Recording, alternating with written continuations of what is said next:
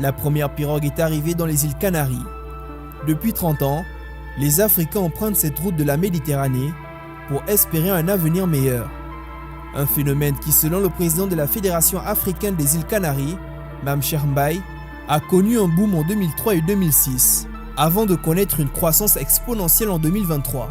Dans une interview accordée à l'Observateur, il donnait des chiffres. Le ministère de l'Intérieur espagnol, qui publie chaque 15 jours des statistiques, a fait le bilan de l'année 2023. 610 pirogues de 39 910 personnes sont arrivées dans les îles Canaries. L'année 2024 risque d'atteindre un record si la tendance continue. Déjà le 29 février, le bilan ministériel parlait de 181 embarcations de 11 932 personnes. Des chiffres qui dépassent de loin ceux de 2023. 42 embarcations de 1865 migrants étaient notées à la même période, soit une hausse de 539,8%. Quid du Sénégal? Le pays est en tête de liste des points de départ des embarcations clandestines en 2023. Il est toujours présent dans le top 5. Au mois de janvier 2024, 6 643 migrants sont arrivés, 5 296 n'ont pas été identifiés, 710 personnes viennent du Mali, 360 du Maroc, 129 de la Mauritanie et 106 du Sénégal. Mais le point de départ des embarcations qui était le Sénégal en 2023 s'est déplacé de 818 km en Mauritanie. Le pays voisin a pris le relais et 80% des pirogues qui sont entrées en Espagne viennent de ce pays, selon les chiffres du ministère de l'Intérieur espagnol. Pour Malik, Aliou, Cher et Abdou Salam, l'étape la plus difficile est la traversée du Grand Bleu.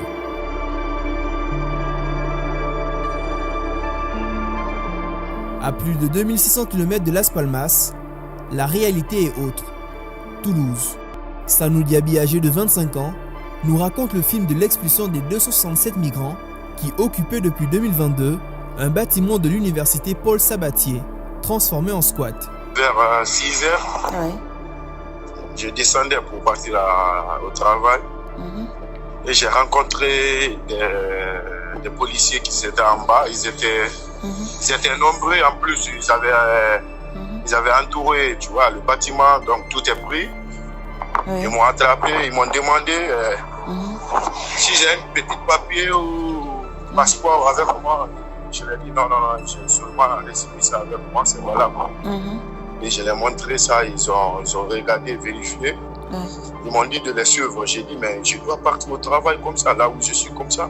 Je dois partir au travail. Donc il faut que je parte au travail. Mais ils m'ont dit, non, venez ici, on va vous contrôler seulement. Après, vous allez partir. J'ai dit, ok. On est parti là-bas, donc il y avait toutes sortes d'associations là-bas. Il y a la préfecture, OFI, il y avait beaucoup. Donc, ils m'ont montré à la préfecture et ils m'ont vérifié là-bas. C'était ok. Après, ils m'ont dit de m'envoyer là où il y avait OFI. D'accord. Donc, j'étais parti là-bas et en plus, je l'ai demandé. J'ai dit, moi, je suis là, je n'ai pas aide, je n'ai pas logement ni rien. En plus, vous venez ici pour nous faire sortir ici, ça c'est pas logique. Parce qu'en plus, si c'était vous, c'est-à-dire les enfants français, c'était pas comme ça. Tu vois, vous allez envoyer les courriers, vous allez faire des trucs pour les faire sortir. Mais comme nous, on est black, on est noir, c'est pour cela que vous faites ça. Donc, on a parlé, ils m'ont dit, il ne peut pas m'aider. Après, ils m'ont contrôlé, je suis sorti, c'était clé. En plus, j'avais maintenant mes papiers en haut, donc je l'ai plaidé là-bas pour qu'ils me laissent rentrer. Ils m'ont dit non, personne ne rentre pas, c'est fini quoi, on va faire le tout ici. Donc il fallut que j'appelle quelqu'un à l'intérieur pour faire descendre mes papiers. C'est pour cela que j'ai eu mes papiers. Donc depuis ça, ils ont fait sortir tout le monde. Oui, tout le monde a fait ça. Tout le monde a fait, c'est-à-dire travailler sa connaissance quoi. Si que tu le connais, tu pars, tu le travailles quoi. Si c'est quelqu'un qui peut t'héberger, tu le fais. Si c'est un parent, tu peux le faire. Mais en tout cas, moi, j'ai pas parents ici, j'ai personne ici. Donc, en plus, je me suis dirigé à un ami là qui a un appartement. Donc, c'est pour temporel d'abord, pour moi seulement, tu vois. Donc, je sais pas comment je vais faire. Et peut-être que vous aurez un autre squat. Que disent les ONG? Ils vont trouver un autre squat? Ah oui, c'est ça ils disent, mais c'est pas la peine de trouver comme ça parce que les Français, ils savent qu'ils veulent arrêter l'affaire du squat comme ça. Donc, parce qu'avant de nous rejoindre là-bas, d'abord à Ramonville, ils étaient passés je ne sais pas où, il y avait un squat là-bas aussi, ils ont cassé là-bas. Après, ils étaient venus à Ramonville aussi. Donc actuellement, on ne dit pas qu'il n'y a pas de squat ici, mais moi je ne vois pas de squat. Hein. À Toulouse actuellement, non, il n'y a pas de squat maintenant. Ils ont tout cassé. Et qu'est-ce que tu comptes faire? Là. Tu comptes faire quoi si tu sors de l'appartement de l'ami? Oui, je ne vais rien faire maintenant, je n'ai pas le choix, il faut que je dors dehors. C'est ça la solution, quoi, parce que je ne sais pas. 115, tu vais les appeler 1000 fois, parce que moi je suis rentré ici depuis 2021, je les ai appelés et je l'ai eu seulement une fois. Une fois. Depuis ça, je ne l'ai pas eu. Le 115, c'est quoi? 115, c'est une association qui t'aide à héberger urgemment. D'accord. Donc, eux aussi, ils sont là pour ça, mais tu vas les appeler 1000 fois. Ils ne vont pas les répondre. Donc, ça aussi, il y a un problème. Donc, si je ne gagne pas là où je vais dormir, il faut que je dors dehors. C'est ça la solution, quoi. Je ne sais pas comment faire, ou je ne connais pas personne ici. Pas mes parents ni rien. Donc, je ne peux pas. En plus, ici, c'est en Europe. Tu ne peux pas venir chez quelqu'un comme ça sans l'autorisation. Donc. C'est ça. Nakata risque de dormir à la Belle Étoile. Les 110 migrants, qui affirment être mineurs, installés au gymnase Saint-Cernin après l'expulsion de Paul Sabatier, ont aussi été sortis de ce nouveau squat le 1er mars à 5h du matin. Selon la dépêche.fr, la préfecture affirmait que l'opération avait duré 45 minutes et s'est déroulée dans le calme et sans heurts. Pourtant, le samedi 17 février 2024, une semaine avant l'expulsion des migrants de Paul Sabatier, nous étions dans ce squat. Oui, il parle bien Wolof. C'est ça? Tu parles Wolof? Tout dit. Tu as été au Sénégal? Ouais. Fan? Dis, tu es sénégalais, gars? Tu es de quelle nationalité guinéenne? Ah, mais toi, tu es sénégalais. Un parcours en voiture qui s'est terminé à pied. Notre guide est d'origine guinéenne. Arrivé à Toulouse comme étudiant, il gère ses propres affaires. Avec lui, 2 de ses compatriotes, des migrants sans papier. L'un d'entre eux est footballeur, qui n'a malheureusement pas poursuivi son rêve à cause d'une blessure contractée en traversant la frontière marocaine. L'autre, un épicier qui a laissé la gestion de sa boutique à un employé avant de prendre la pirogue. En prenant de tels risques, il pensait découvrir l'Eldorado européen. La réalité est autre. À la place de la vie douillette qu'il pensait avoir, celle trouvée ne fait pas rêver. À l'entrée, des déchets, mégots de cigarettes, mélangés à l'odeur de cet univers maussade, parlent d'eux-mêmes. Ça, la vie de squat. Ah, bon courage, les gars. Bon courage, les gars. Au premier étage, il n'y a aucun doute. Seul le désespoir peut les pousser à vivre ainsi. Au fur et à mesure que l'on avance, l'agression de l'odeur pestilentielle s'intensifie. Dans cet endroit, chaque nationalité possède son espace. Les migrants bercés au rythme de la musique de leur pays d'origine s'accrochent avec une bouteille d'alcool, une clope ou un joint. Ils tentent d'oublier le temps d'une escapade, leur infortune. Plus on avance, plus l'univers devient bouleversant. Rougeau, lui, est habitué à cette vie. Il est le boss de la famille guinéenne. L'homme qui nous avait donné rendez-vous nous installe dans une salle pleine de jeunes qui fixent un écran. Ici, on fume, on boit et on mange. Un business tenu par le bonhomme qui ne veut personnellement pas se confier. Mais il nous laisse la latitude d'interroger ceux qui le veulent. Dans le groupe, un jeune attire notre regard. Dans cette atmosphère incertaine, il envoie des ondes positives. Visage rayonnant, sous un regard pétillant, il esquisse tout sourire, des pas de danse au rythme de la chanson Khalis de Youssou N'Dour, featuring Akon. Il n'a ni mégot, ni bouteille d'alcool, mais une télécommande pour choisir la musique à écouter. Il semble heureux, un bonheur qu'il partage autour de lui. Son nom, Nakata. D'origine guinéenne, il a été contraint de quitter la Guinée pour préserver sa liberté. C'est lui qui, face aux Sénégalais qui se fondent dans la masse pour ne pas se faire remarquer, acceptera de nous parler le lendemain. Moi, mon père, c'était un imam. Donc, c'est à cause de lui, je suis là. Parce qu'il y a eu un problème par rapport à des autorités guinéennes qui m'a conduit à venir ici. Donc moi aussi j'étais dans les trucs là et c'est qui l'a provoqué. C'est ça qui m'a poussé jusqu'à je suis venu jusqu'à là. C'était quoi le problème? Le problème est que mon père, comme il était imam, il faisait prière à sa langue propre. C'est ça qu'il faisait.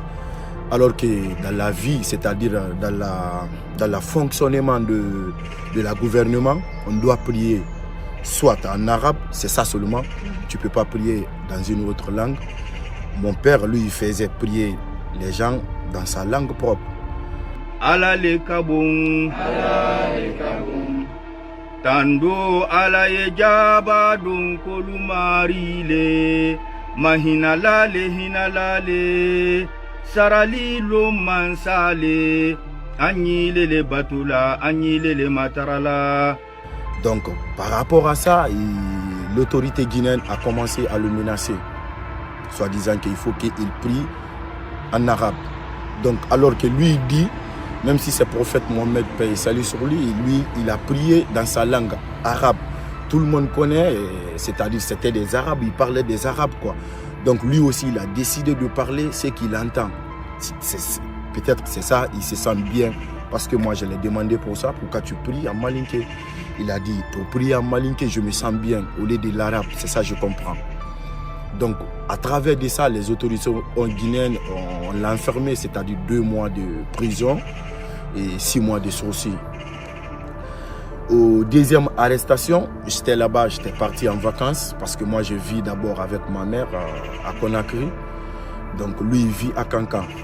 Donc j'étais parti rendre visite, c'était une fête de religieux, donc j'étais parti rendre visite à lui. Et c'est là-bas que c'est commencé, ils étaient venus pour l'arrêter pour la 2e fois. Donc c'est là-bas, moi je me suis opposé avec mes amis, donc en soi-disant qu'on a lancé des cailloux sur les militaires. Donc ils m'ont convoqué et ils ont pris mon père aussi. Donc c'est ça qui m'a poussé de venir en Europe. Ils ont arrêté tous les 2. Donc oui, on était arrêtés tous les 2 et alors que moi je me suis enfui. Caché dans un camion, ce joueur de foot qui était aussi vendeur de vêtements s'est réfugié au Sénégal durant quelques temps avant de se rendre au Maroc, puis en Espagne. J'ai pris le pirogue. C'était comment le voyage? C'était dur. J'ai fait 3 jours sur l'eau avant de rentrer au Sénégal. En Espagne? Avant de rentrer en Espagne, c'était pas facile. Donc, du là-bas jusqu'en Espagne, j'ai fait 3 jours sur l'eau. C'est une petite pirogue, au moins 45 personnes ou 50 personnes. Donc, c'est ça que j'ai pris. C'est moi-même qui a payé mon argent. C'est-à-dire que tu pars là-bas, si tu as l'argent, au bord de la mer, on te prend. Donc, j'ai cherché mon argent là-bas et j'ai pris le pirogue pour rentrer en Espagne. Et tu as payé combien? J'ai payé 3 000 €. 3 000 €. Ouais. Et tu as travaillé au Maroc avant de pouvoir payer ça? Tu as travaillé comme quoi? J'ai travaillé dans les usines de poissons. C'est ça que je faisais là-bas et j'ai eu l'argent là-bas pour traverser. D'accord. Parce que je n'avais pas la solution et en plus je n'étais pas en contact avec ma famille, donc je ne pouvais pas appeler ma famille, soit disant que je suis là. Jusqu'à présent, là où je suis comme ça, je ne suis pas en contact avec ma famille. Je suis là et sans contact. Tu n'as aucune nouvelle? Je n'ai aucune nouvelle. Je ne peux pas les contacter parce qu'ils vont savoir partout où je suis. Les autorités guinéennes me cherchent partout. Donc, je ne peux pas les contacter. Je suis là comme ça et rien du tout. Donc, on est là aussi. Ce n'est pas la situation valable. C'est quel gouvernement guinéen qui a arrêté ton père? C'était le temps de Alpha Condé. Mais jusqu'à présent, on le suit parce qu'on vient de le juger tout de suite. Ça ne fait pas longtemps. Ça, j'ai vu ça sur les réseaux sociaux parce que... Il s'appelle comment ton père? Mon père, il s'appelle Ismaël Nanfo-Diaby. Ça, jusqu'à présent, si tu le tapes tout de suite, ça va sortir. Sur Facebook ou sur YouTube, ça va sortir.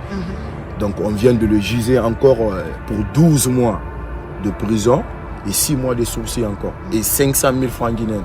Nakata, qui a fui son pays caché dans un camion, qui a été gardien puis ouvrier dans la construction de routes avec des Chinois au Sénégal, qui a pris le risque de venir à la frontière guinéenne pour récupérer son passeport, qui a trimé au Maroc pour avoir de quoi payer son billet, qui a risqué sa vie en pirogue, est devenu un sans-papier en attente d'une réponse de demande d'asile. Un sans-papier qui, le temps d'être régularisé par le gouvernement français,